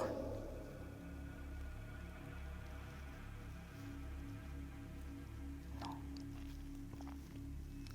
Avez-vous déjà visité ce château?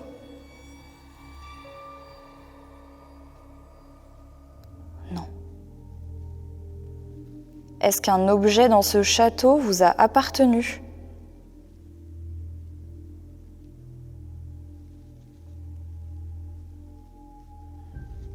Oui.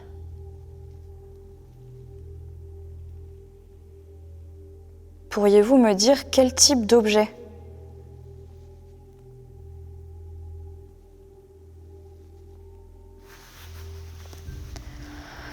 Ok. Allez-y.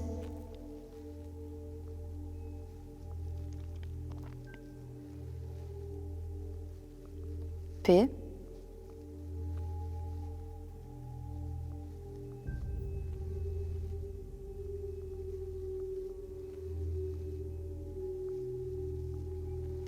A.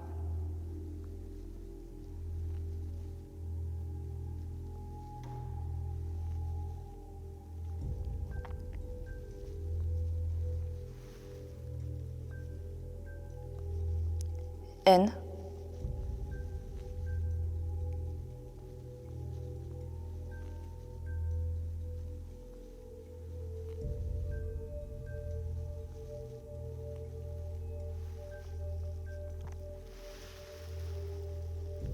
N.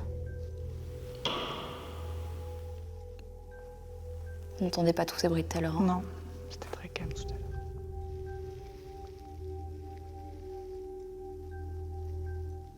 E.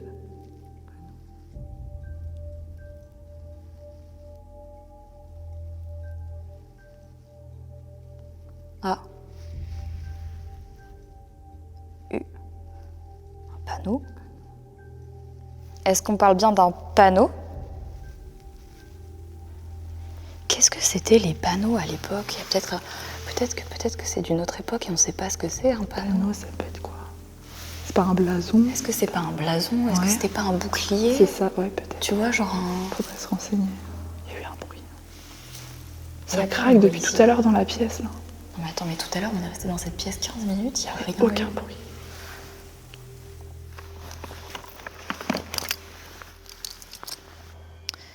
Est-ce qu'il y a un Christophe avec nous dans cette pièce?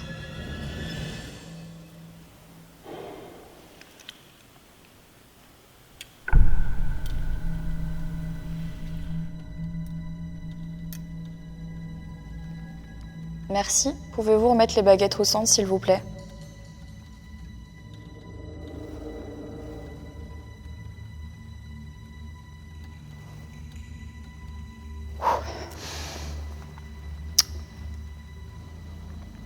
Christophe, souhaitez-vous communiquer avec nous?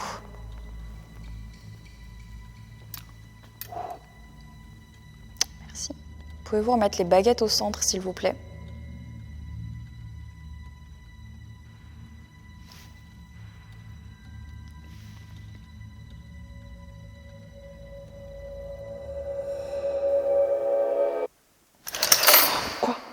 Quoi?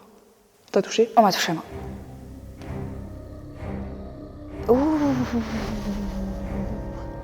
T'as senti qu'on t'a touché la C'est main? comme si on m'avait mis une plume sur la main.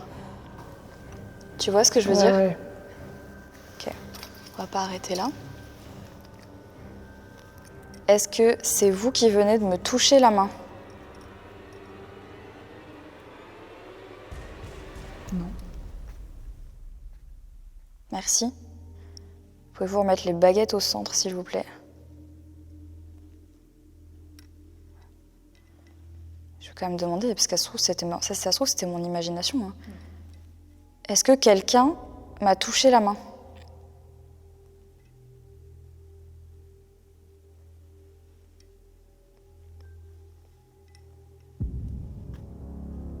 Pouvez-vous remettre les baguettes au centre, s'il vous plaît?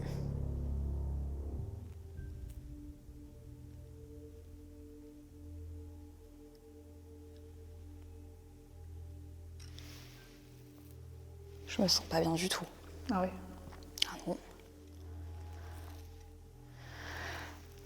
Est-ce que vous souhaitez que l'on s'en aille de cette pièce?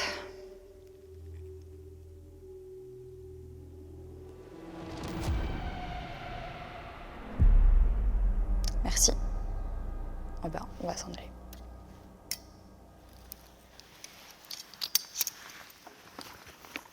Je me sens pas très bien, je te le montre pas.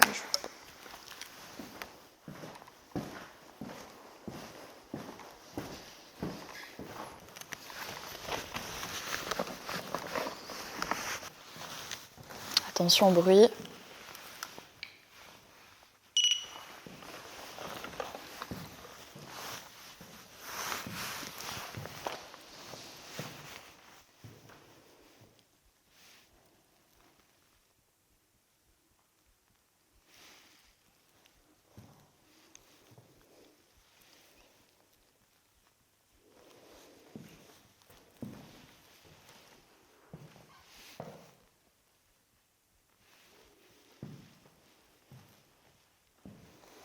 S'il y a quelqu'un dans cette pièce, est-ce que vous pouvez venir toucher le pod comme ceci?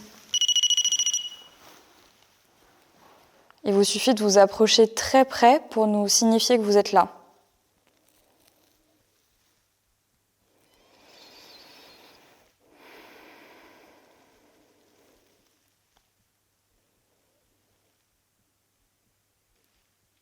Tu sens rien?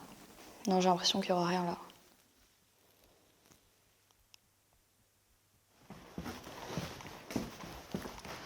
Avant de remonter, parce que là vraiment je veux que on se donne toutes les chances, on va aller se mettre dans la petite pièce en face là-bas. Ouais. Comme ça on termine cet étage.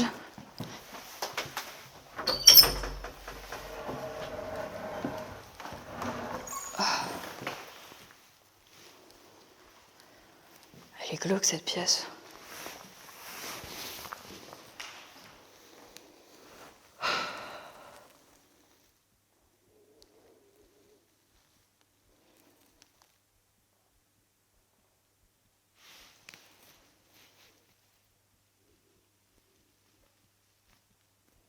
On va direct aller se mettre là, je pense.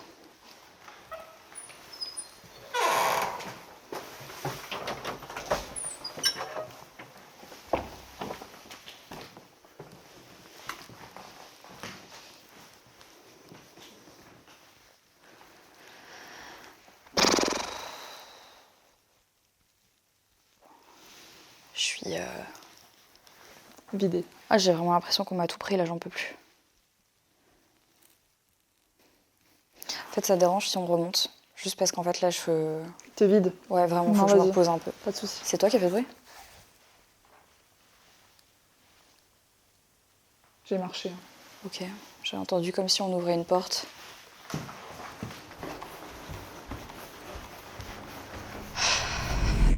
Notre séance de pendule dans la chambre d'Anne-Marie d'Orléans a été brusquement interrompue par des bruits de pas provenant de l'escalier. Il pourrait toutefois s'agir de bruits de chauves-souris ou d'autres animaux nocturnes. Lorsque nous avons repris la séance, nous avons été mis en contact avec Marie, qui nous a révélé avoir perdu un proche dans un incendie dévastateur du château en 1485. Mais pourtant, cette date ne correspond pas à l'incendie qui s'est déroulé en réalité pendant l'année 1752. Peu après, un craquement soudain, juste derrière Sarah, a attiré notre attention, comme si une présence s'était adossée contre le meuble en bois ou s'était simplement installée sur la chaise. Nous avons alors décidé de retourner dans la salle d'armes pour poursuivre notre enquête. Cette fois-ci, le pendule a indiqué Maïwen, un prénom d'origine bretonne. Son âme errait dans les lieux en raison d'un panneau qui lui aurait appartenu. Après recherche, il s'est avéré que le terme panneau à l'époque pouvait désigner un morceau d'étoffe tel qu'une nappe ou un filet tendu. Émilie nous a parlé d'un certain Christophe dans la salle des armes. Lorsque nous avons tenté de l'interpeller, un bruit sourd a résonné dans la pièce, comme pour nous confirmer sa présence. Pendant la séance de baguette, j'ai ressenti une sensation étrange, comme si une main effleurait la mienne. Christophe semblait clairement ne pas vouloir que nous restions dans cette pièce, et nous avons donc décidé de changer de lieu pour poursuivre notre enquête. Allez, go. Ok, donc là, on va aller dans le fameux couloir de Bonne, là où il se serait passé des choses. En tout cas, c'est vrai qu'on a eu pas mal de ressentis quand on y est allé, 2 jours déjà.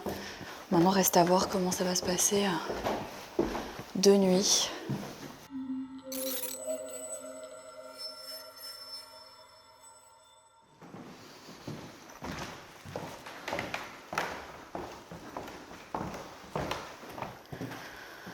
Ok.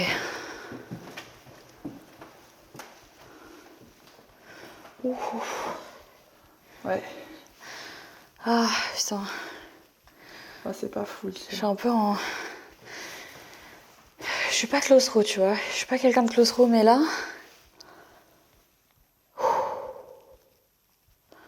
Je ressens beaucoup de tristesse. J'ai l'impression qu'on me scie un peu les jambes, tu sais.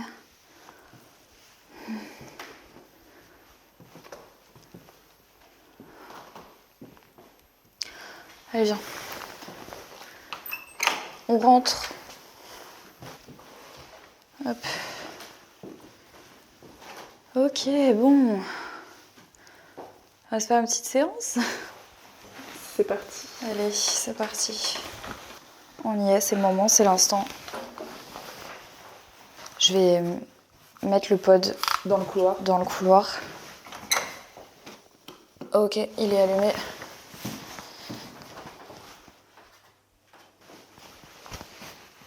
J'ai mal au ventre. J'ai l'impression qu'on me pince là. Un peu à droite là. Trop bizarre. Pour une raison que j'ignore, les baguettes marchent mieux aujourd'hui que le pendule, donc on va continuer dans cette lancée, il ne faut pas forcer les choses. Y a-t-il quelqu'un avec nous à cet étage? Si oui, baguette.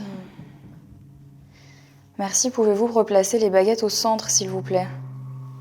C'est une dinguerie, j'ai jamais vu ça. Bon. Y a-t-il des femmes à cet étage?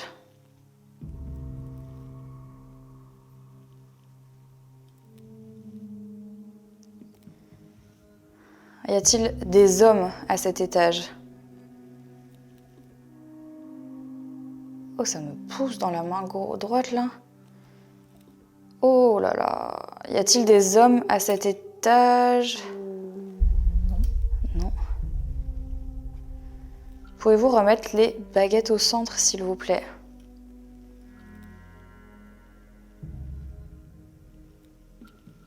Ok. Je pose toujours les mêmes questions, mais bon, c'est important. Y a-t-il quelqu'un à cet étage qui souhaite être aidé?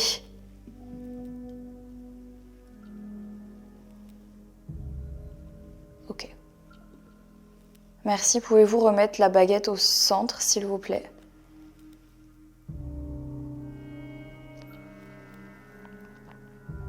Est-ce que cette personne a travaillé ici, dans les combles du château, en tant que bonne?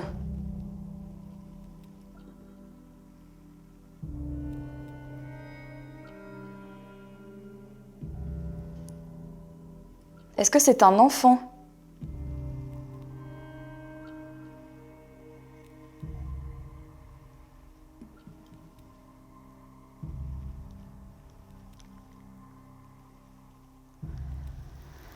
Merci, pouvez-vous remettre les baguettes au centre, s'il vous plaît?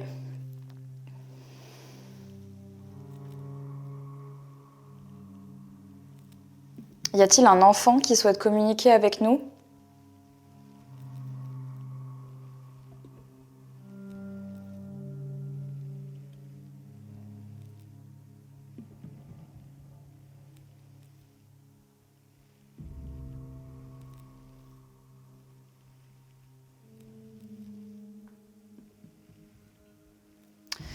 Merci, pouvez-vous remettre les baguettes au centre, s'il vous plaît?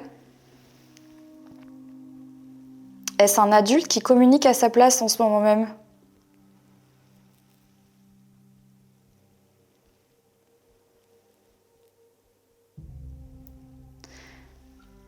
Est-ce que c'est un enfant qui communique avec nous?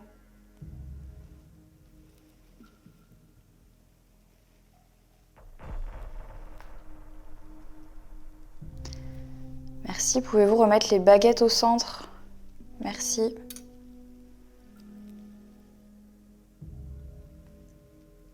Avez-vous vécu dans le château?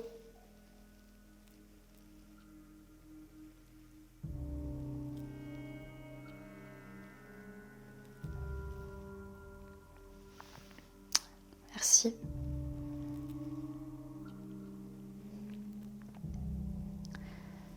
Est-ce que votre mère était une bonne dans le château?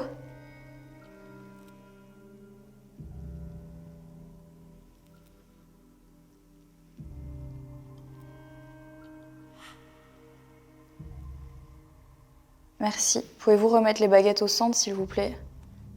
Pourriez-vous nous donner votre prénom si l'on vous en donne la possibilité? Merci. J'ai un prénom qui me vient depuis tout à l'heure, en fait, depuis qu'on est arrivé au château. C'est quoi? En fait, j'ai l'impression qu'il y a un Gabin. Ok.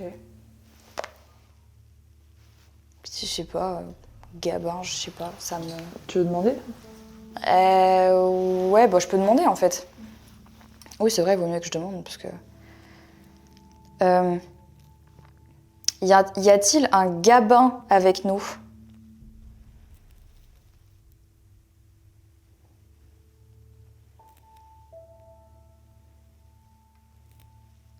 Ah non. C'est rigolo parce qu'elle elle est passée au-dessus de l'autre. Mais souvent, il n'y en a qu'une qui bouge. Ouais, merci. Ok, c'est pas Gabin. C'est pas Gabin. Est-ce que cet enfant est une fille?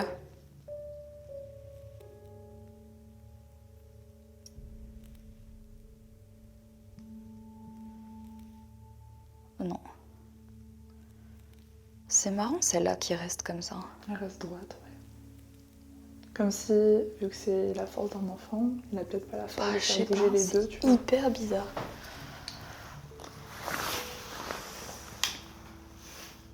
Y a-t-il toujours un enfant qui est avec nous?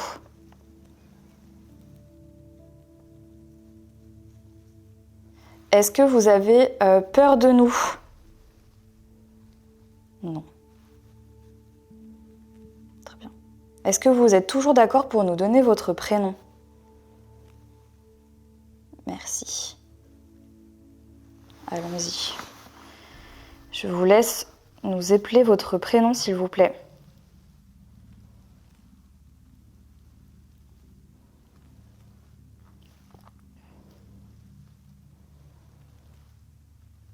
B.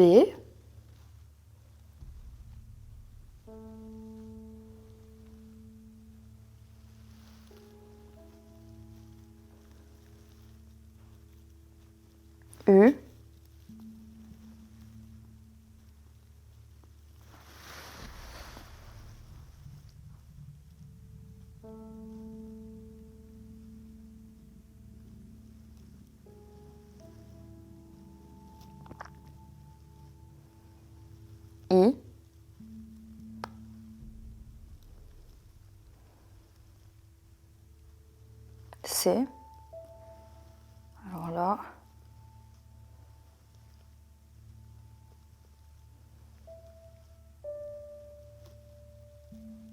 Q.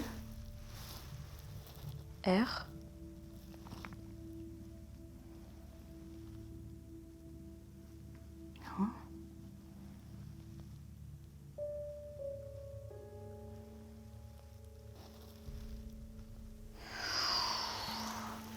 Quoi? Bah, en fait, là, merci, j'ai deux trucs qui me viennent. Soit j'ai été trop optimiste en pensant que c'était un enfant qui savait donner son prénom, parce que peut-être qu'en fait, il a jamais appris ni à lire ni à écrire, parce que là, en fait, Ça veut rien dire. ça veut rien dire. Soit on est un peu en train de se moquer de nous, tu vois, gentiment. Gentiment, hein, mais là, il n'y a rien de cohérent.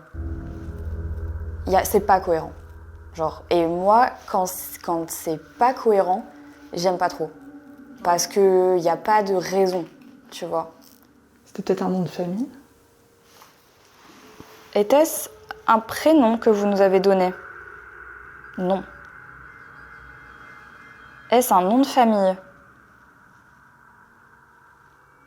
Est-ce le nom de jeune fille de votre mère? Non. Est-ce votre nom de famille à vous?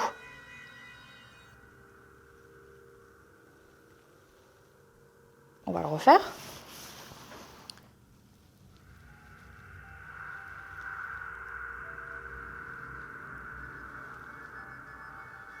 B.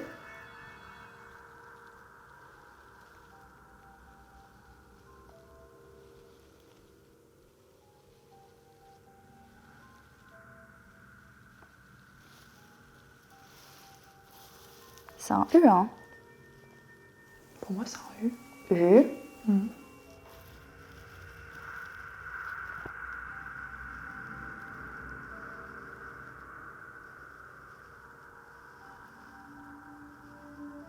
I.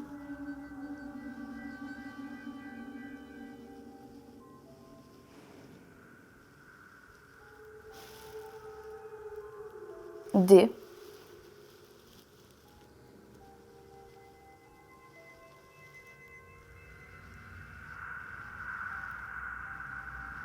O.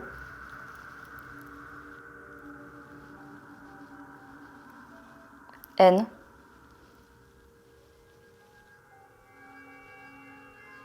I.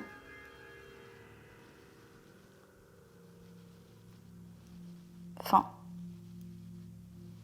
Buidoni. Tony. Buidoni, c'est possible, hein? Merci beaucoup pour cette information.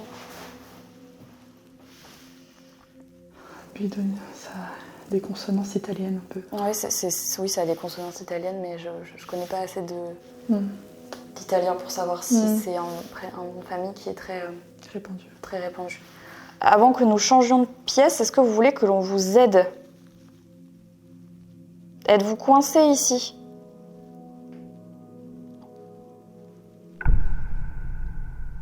Merci beaucoup. C'est la première fois qu'on n'a pas un prénom. C'est intéressant, hein, c'est intéressant. En vrai, je sais pas. En tout cas, c'est cool de savoir qu'il est pas coincé, quoi. Que le pod n'a pas bougé, toujours là.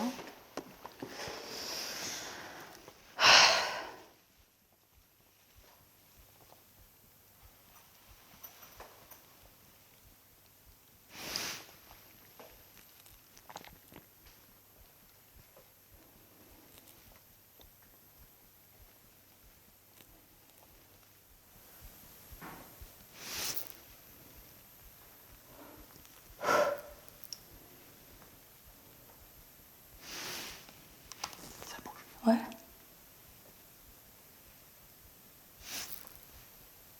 T'entends? Ouais.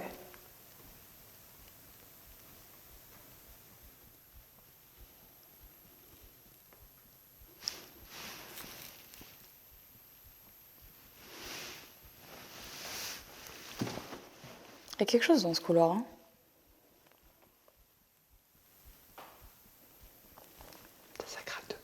Ouais, ça craque beaucoup. Mais alors, tu vois, je vais te dire un truc, en fait. J'ai l'impression que ça craque, j'ai l'impression que ça passe, mais j'ai pas l'impression que ça nous voit. En fait, j'ai l'impression que ça passe, mais qu'ils captent pas du tout qu'on est là. Ils se rendent pas compte qu'on est là. C'est comme s'il y avait vraiment un va-et-vient. C'était un couloir de bonne, donc je pense qu'il y avait beaucoup de vacarme, il y avait beaucoup d'allers-retours, tu vois. Elle devait faire le linge, elle devait faire plein de choses, elle devait s'occuper des enfants. Il y a un truc, mais je crois qu'en fait, c'est comme une scène qui se répète sans cesse, mais sans qu'on interfère dans la scène. Ils s'en foutent de nous, tu vois. C'est incroyable. Pour cette fin d'enquête, nous allons dans une des chambres proches du couloir des bonnes, où une présence de petits garçons ayant autrefois vécu dans le château semble se manifester. Lors de notre séance de pendule, nous avons d'abord reçu un mot qui semblait dénué de sens. Conscients que des erreurs de lecture peuvent survenir pendant ces séances, nous avons décidé de refaire un test pensant peut-être que le petit garçon essayait de nous transmettre son nom de famille. Cette fois-ci, nous obtiendrons le nom Buidoni. Avec ces nouvelles informations en main, nous décidons de nous entretenir avec la propriétaire du château pour obtenir des éclaircissements. Elle pourrait peut-être nous fournir des détails qui nous aideraient à mieux comprendre ces manifestations et à confirmer ou infirmer nos découvertes. On a eu pas mal de prénoms, donc je vais en citer quelques-uns. Marie, je sais pas s'il y a une histoire avec une potentielle Marie dans le château, au lieu de Anne-Marie. On sait qu'il y a Anne-Marie d'Orléans, mais... Alors des Maries, il y en a dans pas mal de prénoms. Anne-Marie Louise d'Orléans, il y a une Marie dans les Lepelletier. Voilà, c'était un prénom qui était assez courant à l'époque. Maïwen. Alors là, pas du tout. Pas du tout. Non. On a aussi eu un Christophe qui traînait dans la salle de garde. Est-ce qu'il n'y avait pas un général, un adjudant, quelque chose comme ça qui aimait festoyer dans la salle? Christophe, ça vous parle pas? Non, ça me parle pas. Ensuite, on a eu une date qui nous a un peu perturbés, 1480-85. Qu'est-ce qui s'est passé? Il y avait quoi? Est-ce que le château était habité à ce moment-là? C'était l'époque d'Antoine de Chabannes.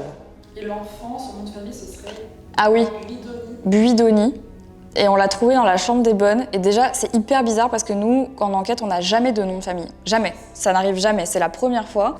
Non, les seuls Italiens qu'on connaît qui sont venus à Saint-Fargeau, c'est Lully, qui a été emmené par la Grande Mademoiselle et qui a commencé sa carrière ici, qui a été arrêté et qui a passé 1 an à Saint-Fargeau avec une troupe de musiciens italiens. Mais non, ce prénom, après, effectivement, il y avait plein de nationalités, mais c'était l'époque d'Antoine de Chabannes. Vous avez son portrait qui est dans la bibliothèque, posé sur un chevalet. Ouais. Exactement. C'est lui, le monstre sanguinaire. Est-ce que vous savez ce que ça voulait dire dans l'ancien temps, un panneau? Un panneau, ou est-ce que ça avait une autre signification qu'aujourd'hui ou pas? C'était ça, on a demandé à Maïwen pourquoi est-ce qu'il était là, ou elle, je sais pas d'ailleurs. Et il nous a dit, parce qu'il y a un objet qui m'appartient ici. Quand on a demandé ce que c'était, ça nous a dit un panneau. Mais vraiment, nous, ça nous a surpris, parce qu'encore une fois, c'est pas quelque chose qu'on a l'habitude d'avoir. Après, des panneaux, il y a tellement d'objets qui sont passés ici, et depuis 79, où mon père est arrivé, où le château était entièrement démeublé, donc il y a des meubles qui sont arrivés de France et d'Europe, qui ont été ramenés de partout, j'imagine, chargés ou non de leur histoire. Vous avez ou c'est peint sur toile, ou c'est peint sur panneaux en bois. Pour moi, les panneaux, historiquement, c'est plutôt ça.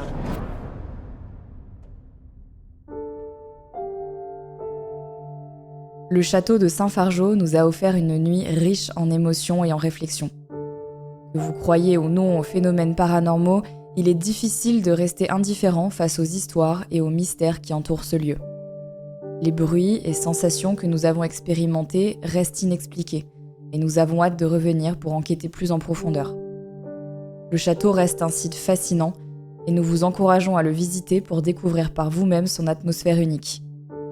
Merci de nous avoir accompagnés dans cette aventure, et à très bientôt dans une nouvelle enquête paranormale.